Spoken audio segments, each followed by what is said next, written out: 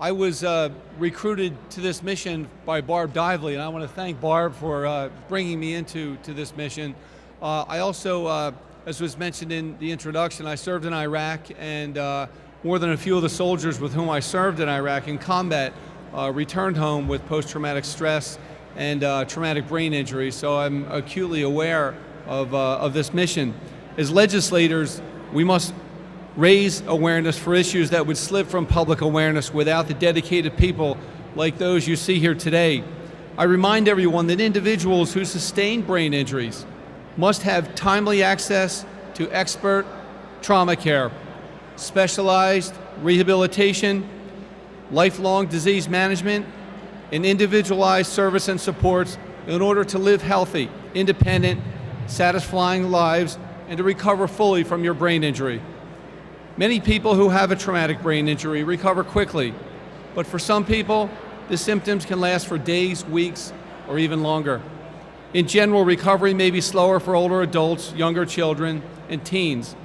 In severe cases, a brain injury can lead to coma and even death. People who have had a traumatic brain injury in the past are at a greater risk of having another one and may find that it takes longer to recover if they have another injury.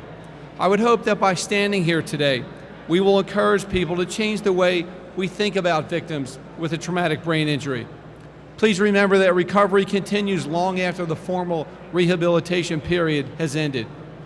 We should also resist expecting those who have a traumatic brain injury to be exactly who they were, even though they look recovered. We should recognize that people with brain injuries experience physical fatigue, as well as what we call brain fatigue. It's very difficult and tiring and a challenge sometimes for the injured brain to think, process, and organize, and fatigue makes it even harder.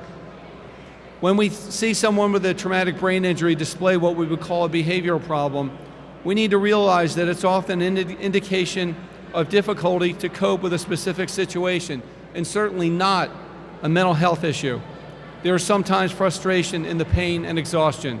Sometimes the confusion and noise are very difficult to filter.